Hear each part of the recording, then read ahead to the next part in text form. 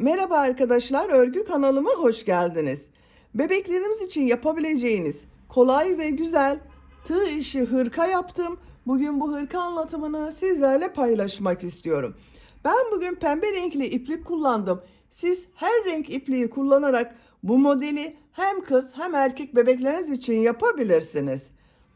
Bakın çok güzel model arkadaşlar. Kabarık görüntülü bir model. Yakadan düğmeli yaptım.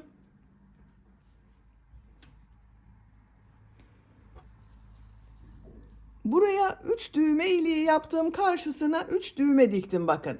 Siz tercihinize göre bunu 5, 6, 7 düğme olarak kullanabilirsiniz. Ben 3 düğme kullanmayı tercih ettim. Ters tarafın görüntüsü bu şekilde. Çok güzel ve şık bir hırka oldu arkadaşlar. Hırka örgüsüne yakadan zincir yaparak başlıyoruz. Ben bugün hırka anlatımını 3-6 ay arası bebek ölçüsüne göre yaptım. Siz bu hırkayı yeni doğan bebek için yapabilirsiniz. 1, 2, 3, 4, 5 yaş her yaş çocuklarınıza yapabilirsiniz. Yeni doğan bebek için yapmak istiyorsanız benimle aynı sayıda başlayabilirsiniz. Yakada yaptığım arttırma sırasını 1 veya 2 sıra eksik yaparsanız daha küçük ölçüde hırka olur arkadaşlar. Benimle aynı sayıda başlayıp bu arttırma sırasını bir sıra fazla yaparsanız 6-12 aylık bebekleriniz için olur. Aynı sayıda başlayıp 2 sıra fazla yaparsanız 1 yaşındaki çocuklarınız için olur. 2 yaş çocuk için yapmak istiyorsanız 8 zincir fazla başlayabilirsiniz. Ön bölümleri birer trabzan, kol ve arka bölümü ikişer trabzan fazla yaparsanız 2 yaşındaki çocuklarınız için olur. Bu şekilde düzenli arttırmalar yaparak her yaş çocuğunuza yapabilirsiniz. Hırka örgüsünde iplik olarak dediğim gibi pembe renkli yaptım. 100 gram iplikte 330 metre var. Hırka örgüsünde ben bugün 1,5 adet iplik kullandım. Bu kalınlıkta bir iplikte. Tığ olarak 5 numara 3 milimetre tığ kullandım. Benim elim sıkı değil arkadaşlar. Yaptığım örgüler bakın çok yumuşak oluyor. Sizin eliniz sıkıysa 3,5-4 milimetre tığ ile yaparsanız çok daha güzel olur. Ölçülerini videonun sonunda ölçüyorum. Oraya bakabilirsiniz. İplik tığı hazırlayalım. Hep birlikte bu kolay ve güzel tığ işi hırka örgüsüne başlayalım. Örgü kanalıma abone değilseniz abone olmayı unutmayın lütfen. Hepinize kolay gelsin. İyi çalışmalar.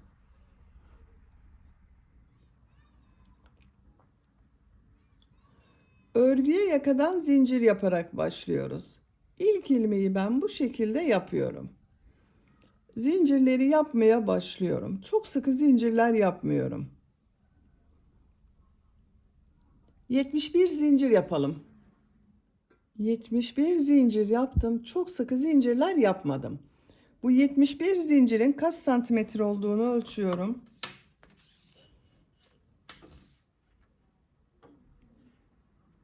30 santimetre zincir uzunluğu var arkadaşlar. Elimin sıklığına göre 30 santimetre için ben 71 zincir yaptım. Sizin elinizin sıklığına, iplik kalınlığına göre daha fazla veya daha az zincir yapmanız gerekebilir.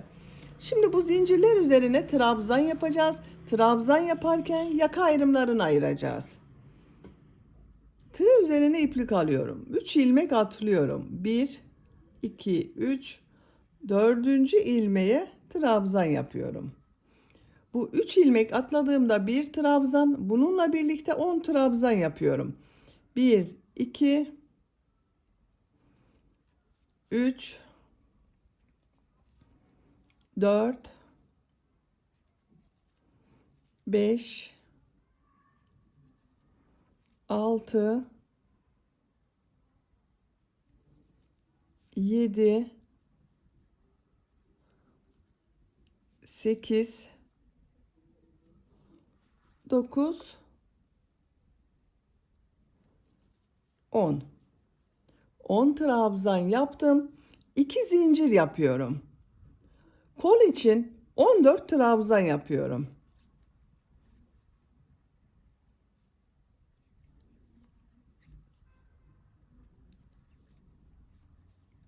14 trabzanı yapalım. Kol bölümü için 14 trabzan yaptım. 2 zincir yapıyorum. 20 trabzan yapıyorum.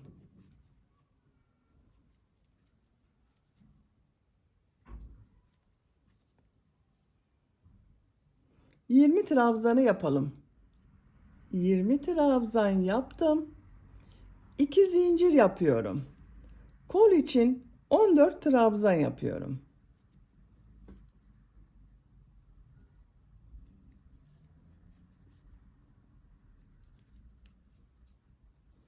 14 trabzanı yapalım. Kol bölümü için 14 trabzan yaptım. Arttırma yeri için 2 zincir yapıyorum. 10 trabzan yapıyorum.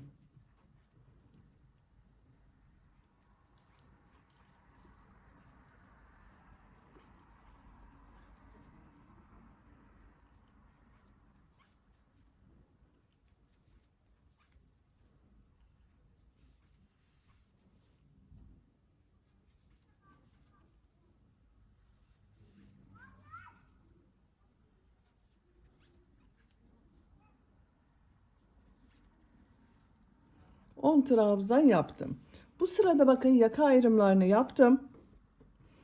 10'ar trabzan yaptım. Kol bölümleri için 14 trabzan yaptım. Buraya da 2 bölümün toplamı olan 20 trabzan yaptım. Santimetre olarak tekrar ölçüyorum.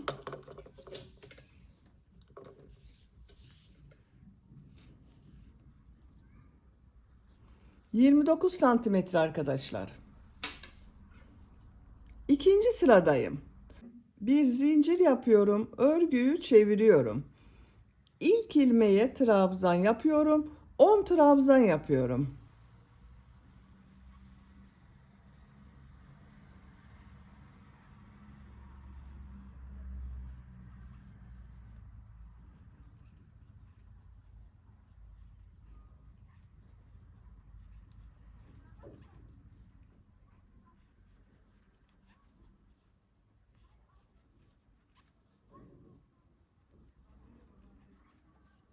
On trabzan yaptım. Arttırma zincirinin üzerine bakın buraya bir trabzan, 2 zincir, bir trabzan yapıyorum.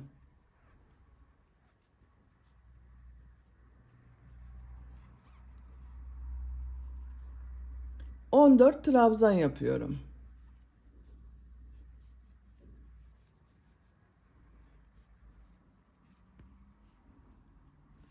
Buraya kadar devam edelim. Arttırma zincirine kadar 14 trabzan yaptım. Zincir üzerine bir trabzan, 2 zincir, bir trabzan yapıyorum.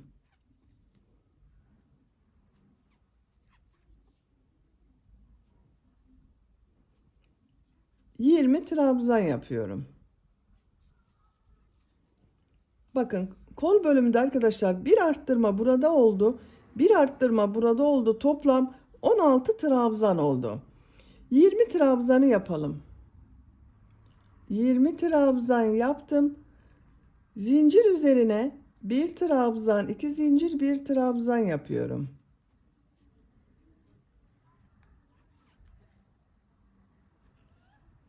On dört trabzan yapıyorum. Bakın burada da bir burada arttırma oldu. Toplam 22 trabzan oldu arkadaşlar. 14 trabzanı yapalım. 14 trabzan yaptım. Zincir üzerine bir trabzan, 2 zincir, bir trabzan yapıyorum. 10 trabzan yapıyorum.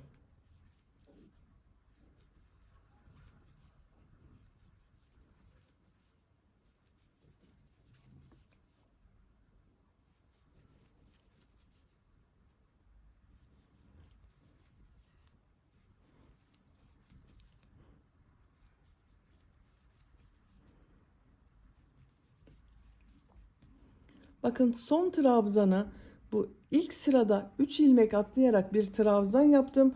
Bunun 3. ilmeğe tığ takıyorum, trabzan yapıyorum. 2, 4, 6, 8, 10, 11 trabzan oldu bakın. Bu sırada arttırma yerlerinde bir trabzan, 2 zincir, bir trabzan yaptık. Üçüncü sıradayım. Bir zincir yapıyorum, örgüyü çeviriyorum. Bu sırada bu arttırma yerlerinde 2 trabzan, 2 zincir, 2 trabzan yapacağız. Arttırmalar bu şekilde devam edecek arkadaşlar. Bir sırada bu sırada yaptığımız gibi bir trabzan, 2 zincir, bir trabzan yapacağız. Bir sonraki sırada 2 trabzan, 2 zincir, 2 trabzan yapacağız. İlk ilmeğe trabzan yapıyorum. Diğer ilmeklere trabzan yapıyorum.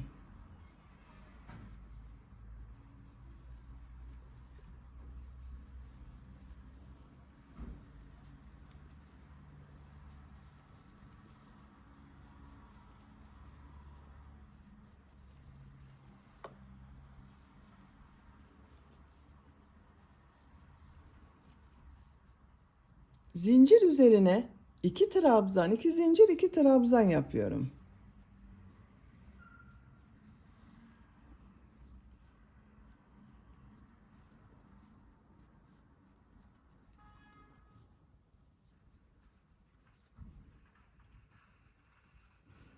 Diğer ilmeklere trabzan yapıyorum. Buraya kadar devam edelim. Arttırma zincirine kadar trabzan yaptım. Zincir üzerine 2 trabzan, 2 zincir, 2 trabzan yapıyorum.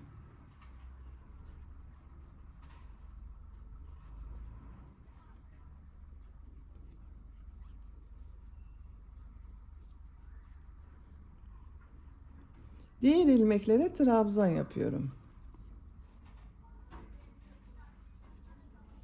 Bakın, bu sırada arttırma yerlerinde 2 trabzan, 2 zincir, 2 trabzan yaptık. Bu arttırma yerinde de 2 trabzan, 2 zincir, 2 trabzan yapalım. Diğer ilmeklere bir trabzan yapalım. Sıra sonuna kadar devam edelim. Sıra sonuna kadar tamamladım. Bu sırada bakın arttırma yerlerinde 2 trabzan, 2 zincir, 2 trabzan yaptım.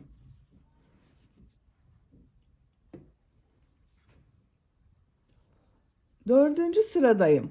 Bir zincir yapıyorum, örgüyü çeviriyorum.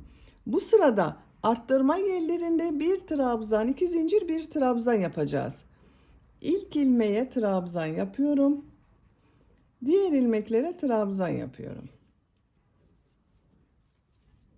Buraya kadar devam edelim. Arttırma zincirine kadar trabzanlar yaptım. Bu arttırma zinciri üzerine bir trabzan, 2 zincir, bir trabzan yapıyorum.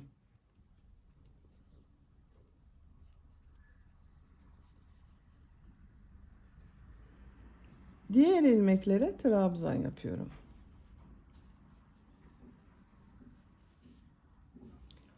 Bu arttırma yerlerinde bir trabzan, 2 zincir, bir trabzan yapalım. İlmeklere bir trabzan yapalım. Sıra sonuna kadar devam edelim.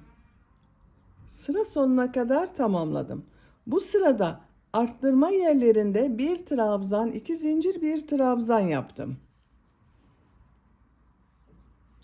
5. sıradayım. Bir zincir yapıyorum, örgüyü çeviriyorum. İlk ilmeğe trabzan yapıyorum. Diğer ilmeklere trabzan yapıyorum. Buraya kadar devam edelim. Arttırma zincirine kadar trabzan yaptım. Zincir üzerine 2 trabzan, 2 zincir, 2 trabzan yapıyorum.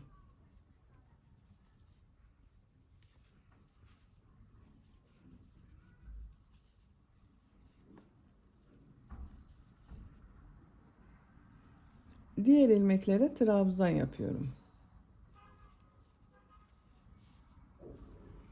Arttırma yerlerine 2 trabzan, 2 zincir, 2 trabzan yapalım. Sıra sonuna kadar devam edelim. Sıra sonuna kadar tamamladım. Bu sırada arttırma yerlerinde 2 trabzan, 2 zincir, 2 trabzan yaptım.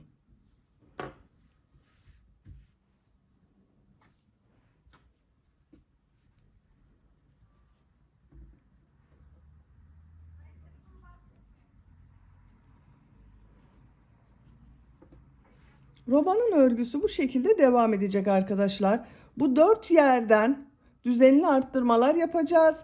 Bir sırada bir trabzan, 2 zincir, bir trabzan. İkinci sırada 2 trabzan, 2 zincir, 2 trabzan şeklinde arttırma yapıyoruz. Yapacak olduğunuz çocuğun büyüklüğüne göre bu 4 yerden arttırmalar yaparak roba örgüsünü tamamlayalım. Roba örgüsünü bu 4 yerden düzenli arttırmalar yaparak yapacağım ölçüye göre tamamladım. 1, 2, 3, 4, 5, 6, 7, 8, 9, 10 sıra yaptım. Santimetre olarak ölçüyorum. 9 santimetre yükseklik var. Siz biraz büyük yapmak istiyorsanız 1 veya 2 sıra arttırmalara devam edebilirsiniz. Ben arttırmayı burada bitiriyorum. 11. sırada kol ve gövde bölümünü birbirinden ayırıyorum.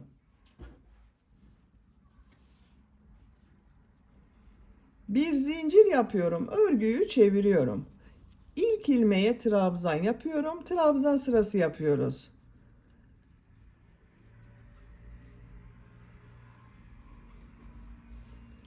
Arttırma zincirine kadar devam edelim. Arttırma zincirine kadar trabzan yaptım.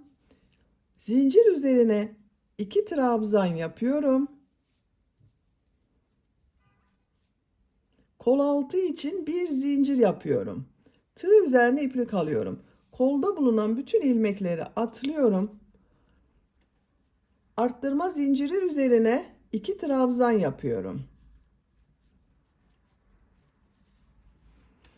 Bakın bir zincir ile ön ve arka bölümü birleştirdik. Görüntüsü bu şekilde oldu. İlmekler üzerine trabzan yapıyorum.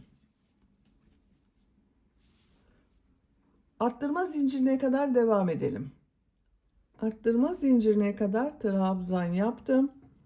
Zincir üzerine 2 trabzan yapıyorum.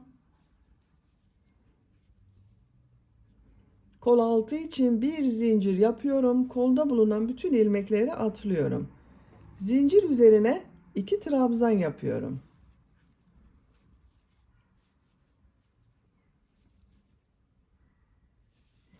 Diğer ilmeklere trabzan yaparak devam ediyorum. Sıra sonuna kadar devam edelim. Sıra sonuna kadar tamamladım. Bu sırada bakın kol bölümünü gövde bölümünden ayırdım. Kol altında bir zincir ile ön ve arka bölümleri birleştirdim.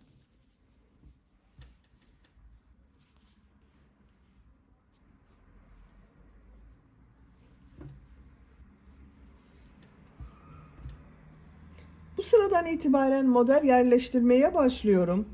Bir zincir yapıyorum. Örgüyü çeviriyorum. İlk ilmeğe sık iğne yapıyorum. Tığ üzerine iplik alıyorum. 2 ilmek atlıyorum. Bu ilmeğe 5 trabzan yapıyorum. Aynı ilmek içine 5 trabzan yapıyorum.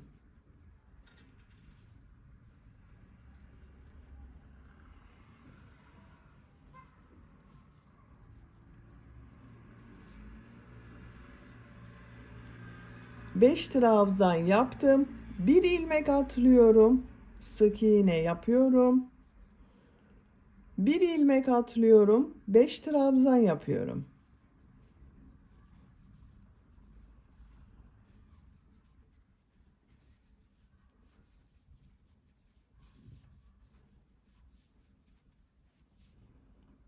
Bir ilmek atlıyorum. Sık iğne yapıyorum. Bir ilmek atlıyorum. 5 trabzan yapıyorum.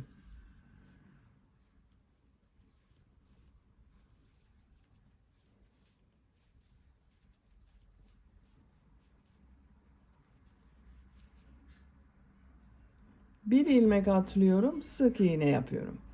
Bakın bu şekilde oluyor. Bir ilmeğe 5 trabzan yapıyoruz. Bir ilmek atlıyoruz. Sık iğne yapıyoruz. Bir ilmek atlıyoruz. Tekrar aynı ilmeğe 5 trabzan yapıyoruz. Sıra sonuna kadar devam edelim. Sıra sonuna kadar tamamladım. Sıra sonunda 3 ilmek var. 2 ilmek atlıyorum. Son ilmeğe sık iğne yapıyorum. Bakın sıra başında sık iğne ile başladım. Sıra sonunda sık iğne ile bitirdim. Model yerleştirmeyi tamamladım. Bakın bu şekilde oldu. Kaç model olduğunu sayıyorum. 2, 4, 6, 8, 10, 12, 14, 16, 18, 20, 22, 24. Bir sıra üzerinde 24 model var. Sizin bu model sayısı bir model fazla olabilir veya bir model eksik olabilir arkadaşlar. Hiçbir sorun olmaz. Bir model fazla olursa biraz daha geniş olabilir. Bir model eksik olursa da yine bebeğinize olacaktır. 3 zincir yapıyorum. Örgüyü çeviriyorum. Bu sık iğne üzerine 2 trabzan yapıyorum. 3 zincir ile birlikte 3 trabzan oldu. Modelde 2 ilmek atlıyorum. 3. ilmeğe bakın 5 trabzan yaptım. Ortada bulunan 3. trabzan üzerine bir sık iğne yapıyorum. Tığ üzerine iplik alıyorum. Bu sırada yine bir ilmeğe 5 trabzan yapacağız ama bakın şu şekilde yapmıyorum. Şurada 2 ilmek görünüyor. Bakın arkadaşlar bu şekilde yapmıyorum. Burada görünen şu ikinci ilmeğe, diğer taraftaki ilmeğe 5 trabzan yapıyorum.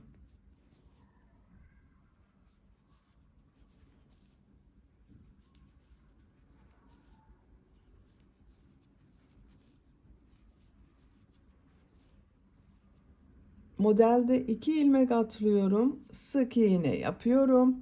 Bakın tekrar gösteriyorum. Tığ üzerine iplik alıyorum. Şu şekilde bakın 2 ilmek var şurada. Tığ üzerinde 2 ilmek görünüyor. Bu şekilde yapmıyorum.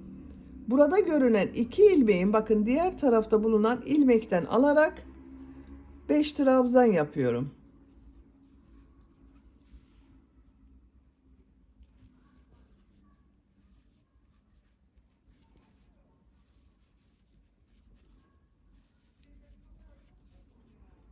İki ilmek atlıyorum. Sık iğne yapıyorum.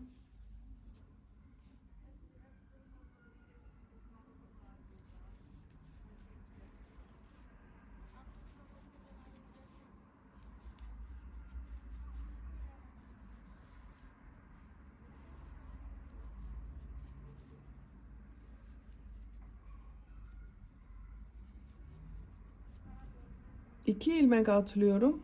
Sık iğne yapıyorum. Bakın ilmeklerden alarak yaptığımız için model kabarık görünüyor arkadaşlar. Bakın bu şekilde sıra sonuna kadar devam edelim. Sıra sonuna kadar tamamladım. Bakın sıra sonunda şu sık iğne üzerine 3 trabzan yapıyorum.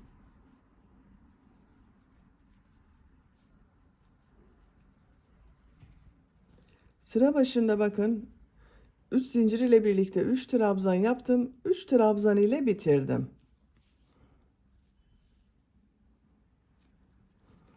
Bir zincir yapıyorum. Örgüyü çeviriyorum. İlk ilmeğe sık iğne yapıyorum. 2 ilmek atlıyorum. Bakın bu sık iğne üzerine ilmekten alarak 5 trabzan yapıyorum.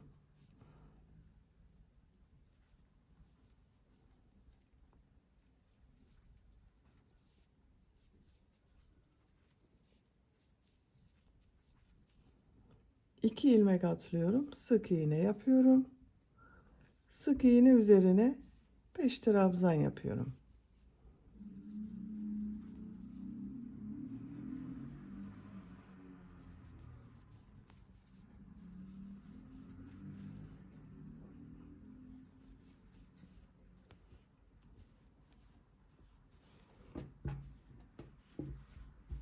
Bakın görüntüsü bu şekilde oluyor arkadaşlar. Model sırasını tekrarlayarak gövde örgüsüne devam edelim. Model sırasını yapacağım ölçüye göre tamamladım. 2, 4, 6, 8, 10, 12, 14, 16, 18, 20, 21 sıra yaptım. 22. sırayı sizinle yapmak istedim arkadaşlar. Son sırayı yapıyorum. Bir zincir yapıyorum. Örgüyü çeviriyorum. Bu ilk ilmeğe 3 trabzan yapıyorum.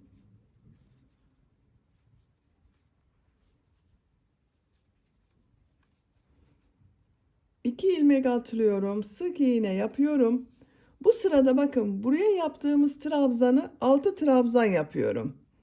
Son bölümün biraz daha güzel görünmesi için bakın 6 trabzan yapıyorum.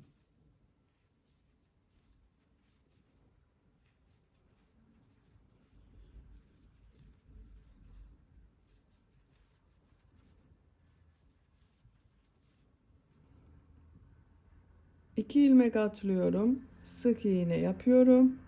6 trabzan yapıyorum.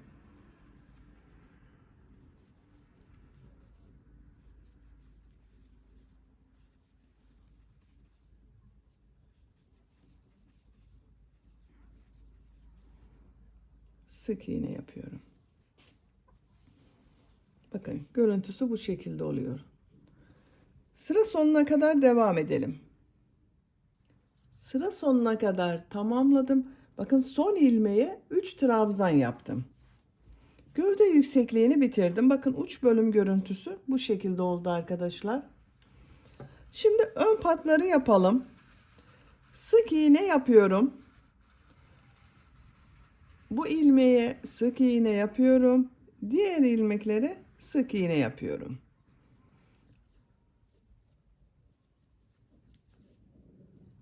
Sık iğne sırası yaparak yaka başlangıcına kadar devam edelim. Yaka başlangıcına kadar sık iğne yaparak tamamladım. Bir sıra daha sık iğne yapacağız. Sık iğneyi yaparken yaka bölümünün buraya ben 3 düğme iliği yapıyorum. Siz tercihinize göre bunu 5-6 düğmede yapabilirsiniz. Düğme ilikleri için işaret yapıyorum. İlk düğme iliğini yaka başlangıcına yapıyorum. Diğerini bakın bu trabzan sırasını bitirdiğim sıraya yapıyorum. Son düğme iliğini de bakın ikiye katladım. Tam ortaya gelen yere işaret yapıyorum. 3 düğme iliğinin yerlerine işaret yaptım.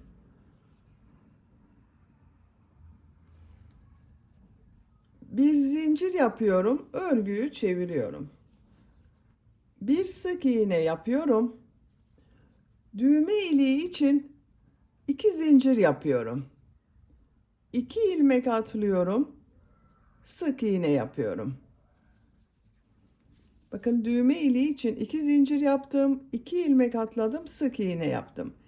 Diğer düğme iliğine kadar kaç sık iğne yaptığımı sayıyorum. Bakın 1 yaptım. 2 3 4 5 6 7 8 8 sık iğne yaptım. Düğme iliği için 2 zincir yapıyorum. 2 ilmek atlıyorum. Sık iğne yapıyorum. Bu iki düğme iliği arasına kaç sık iğne yaptıysanız buraya da aynı sayıda yapacağız. Bakın ben 8 yaptım, 8 yapıyorum. 1 2 3 4 5 6 7 8 düğme iliği için 2 zincir yapıyorum. 2 ilmek atlıyorum. Sık iğne yapıyorum. 3 düğme iliğinin yerlerini belirledim. Sık iğne yaparak devam ediyorum. Sıra sonuna kadar devam edelim. Sıra sonuna kadar sık iğne yaparak tamamladım. Bir zincir yapıyorum, örgüyü çeviriyorum. Bu sırada yarım trabzan yapıyorum. İlk ilmeğe yarım trabzan yapıyorum. Yarım trabzanı bilmeyen arkadaşlar için gösteriyorum. Bakın tığ üzerine iplik alıyorum. Tığ ilmeğe takıyorum. İlmek aldım. Tığ üzerinde 3 ilmek var. Üçün içinden bir defa da çekiyorum. Yarım trabzan oluşuyor.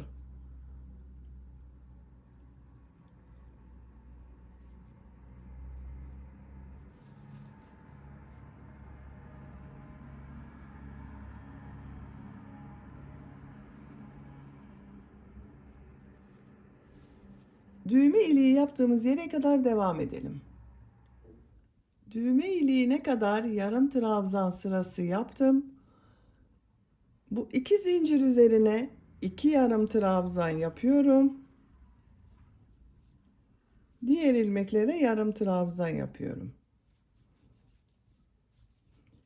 Bu iki zincirler üzerine ikişer yarım trabzan yapalım. İlmeklere bir yarım trabzan.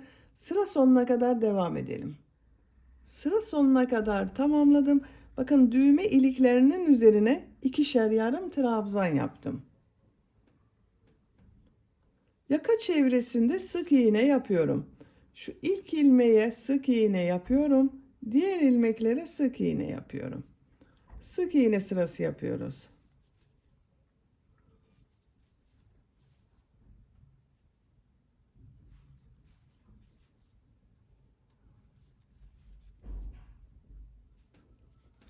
Sıra sonuna kadar devam edelim.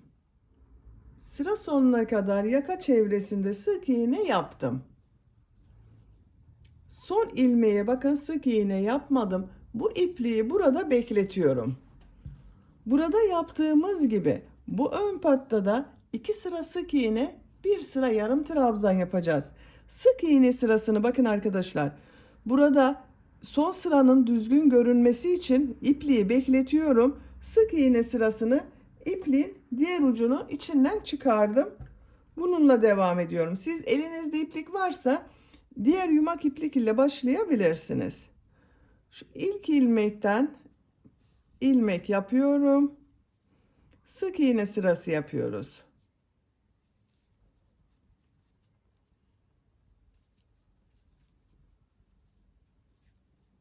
Sıra sonuna kadar devam edelim. Sıra sonuna kadar sık iğne yaptım. Bir zincir yapıyorum. Örgüyü çeviriyorum. Sık iğne sırası yapıyorum.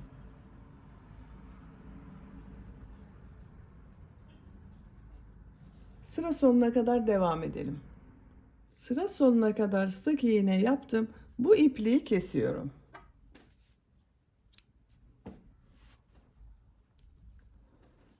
Bakın bu ön patta 2 sıra sık iğne yaptım. Burada beklettiğim iplik vardı. Bakın bu ilmeğe tığ takıyorum.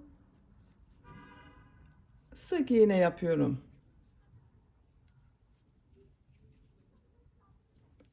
Son ilmeğe de sık iğne yaptım. Ön patta yarım trabzan yaparak devam ediyorum.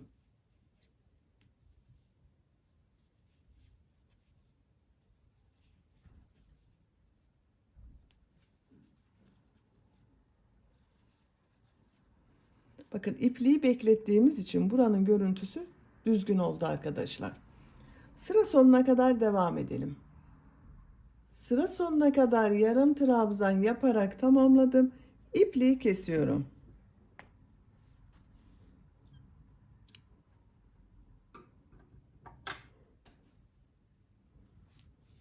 Bakın arkadaşlar bu ön patı da bitirdik. Bu şekilde oldu. Buraya düğmelerini dikerek kullanabiliriz artık. Şimdi kollarını yapalım.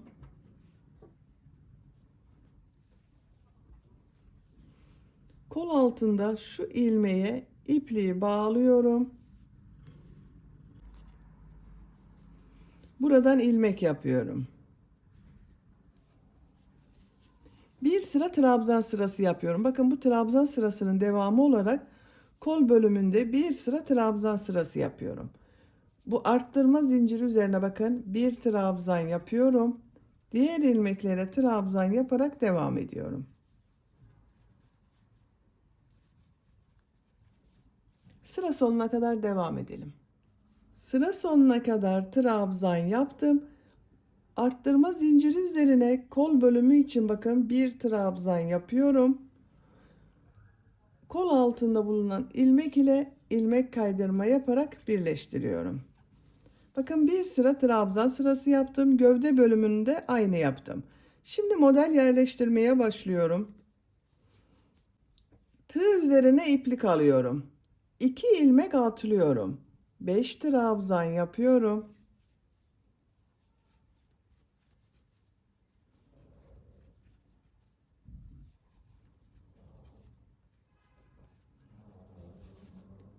Bir ilmek atlıyorum. Sık iğne yapıyorum.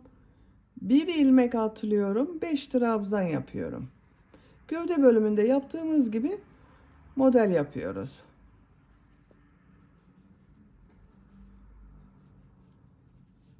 Bir ilmek atlıyorum, sık iğne yapıyorum. Bir ilmek atlıyorum, 5 trabzan yapıyorum. Sıra sonuna kadar devam edelim. Sıra sonuna kadar model yaptım. Son modelden sonra 2 ilmek var. Bu 2 ilmeği atlıyorum. Bu ilmeğe sık iğne yapıyorum. Model yerleştirmeyi tamamladım. 2, 4, 6, 8, 10. Bir sıra üzerine 10 model yerleştirdim. İkinci model sırasındayım. Bakın ilmek kaydırma yaparak bu 5 trabzanın 3. trabzan üzerine geçiş yapıyorum. İlmek kaydırma yapıyorum. İlmek kaydırma yapıyorum. Bakın burada 3. ilmeğe ilmek kaydırma yaptım. Örgüyü çeviriyorum. Bu sık iğne yaptığım ilmek var bakın. Buraya 5 trabzan yapıyorum. Örgüyü çevirerek örüyorum arkadaşlar.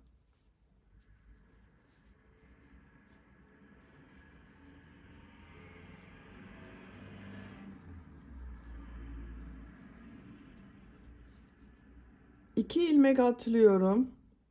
Sık iğne yapıyorum.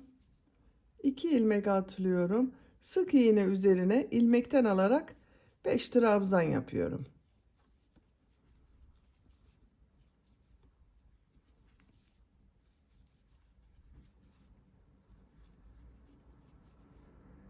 İki ilmek atlıyorum. Sık iğne yapıyorum. Bakın model aynı şekilde devam ediyoruz. Sıra sonuna kadar devam edelim.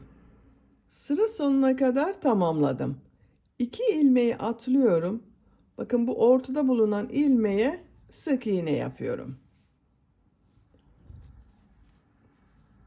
İlmek kaydırma yaparak bakın bu modelin ortasına geçiyorum. Şu 3. ilmeğe ilmek kaydırma yaparak geçiş yapıyorum. 1 2 3. Örgüyü çeviriyorum. Tığ üzerine iplik alıyorum. Burada yaptığım sık iğne üzerine bakın ilmekten alarak 5 trabzan yapıyorum.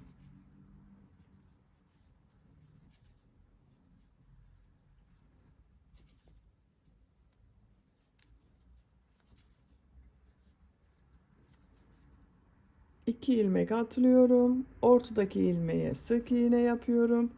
2 ilmek atlıyorum. İlmekten alarak 5 trabzan yapıyorum.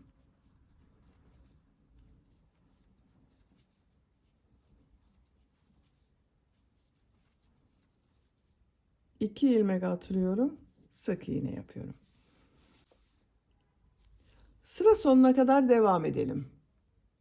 Sıra sonuna kadar model yaptım. Son modeli bakın bu ilmeğe ilmek kaydırma yapıp geri dönüş yaptığım ilmeğe sık iğne yapıyorum. Birleştirme yaptığım yerin görüntüsü bakın bu şekilde. İlmek kaydırma yaparak bakın şu modelin ortasında bulunan 3. ilmeğe geçiş yapıyorum. 1 2 3 ilmek kaydırma yapıyorum. Örgüyü çeviriyorum. Bu sık iğneyi bakın ilmekten alarak 5 trabzan yapıyorum.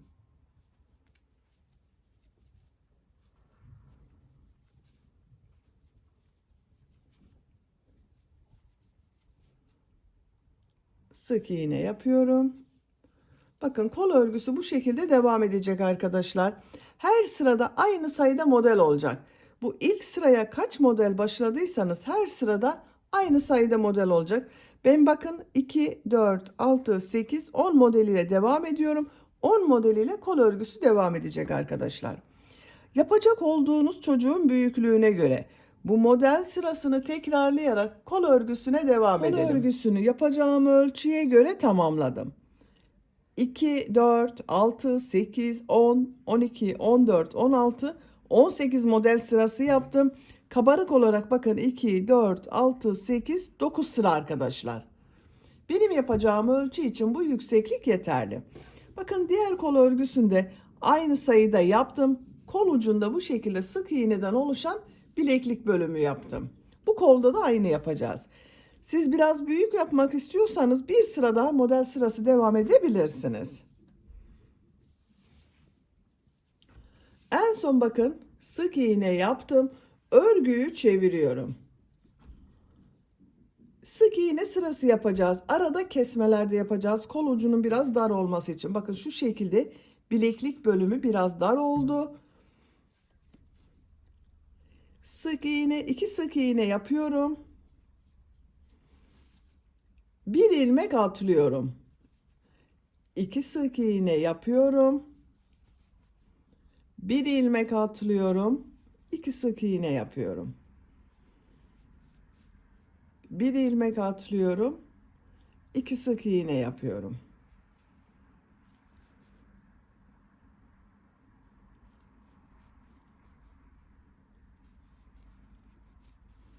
Sıra sonuna kadar devam edelim. Sıra sonuna kadar sık iğne yaptım.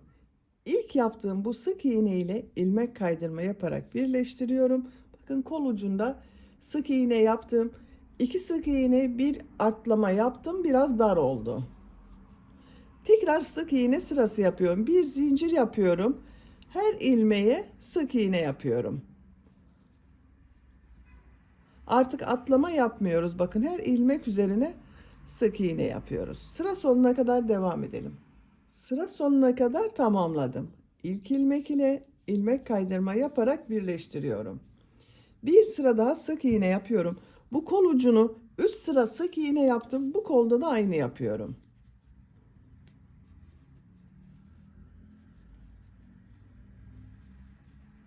Sıra sonuna kadar devam edelim.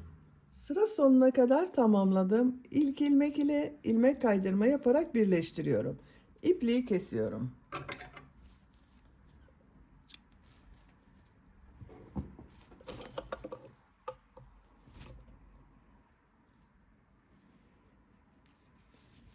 Bakın 3 sıra sık iğne yaptım. Kol ucu bu şekilde oldu. Siz de diğer kol örgüsünü aynı şekilde başlayıp tamamlayabilirsiniz.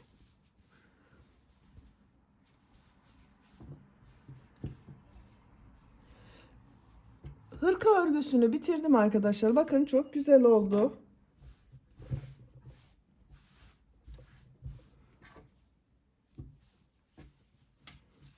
Arka bölüm görüntüsü bu şekilde.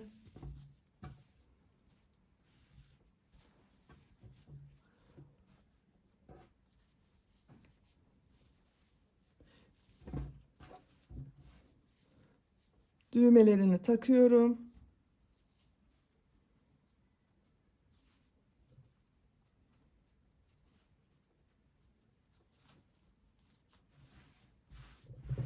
Çok güzel oldu bakın. Bitmiş olarak ölçülerini söylüyorum. Kol altının buradan gövde genişliğini ölçüyorum. 24 santimetre. Kol altından yüksekliği ölçüyorum. 18 santimetre. Kol yüksekliğini ölçüyorum. 15 santimetre. Ben bugün 3-6 ay arası bebek ölçüsüne göre yaptım. Bakın bu şekilde oldu. Bebeğiniz kilolu bir bebekse 1 aylığından itibaren çok rahat kullanır arkadaşlar. Zayıf bir bebekse 6 aylık bebeği olur. Beni dinlediğiniz ve izlediğiniz için hepinize çok teşekkür ederim. Örgü kanalıma abone değilseniz abone olmayı unutmayın lütfen. Sizlerle yeni örgülerde görüşmek dileğiyle. Hoşça kalın, sevgiyle kalın.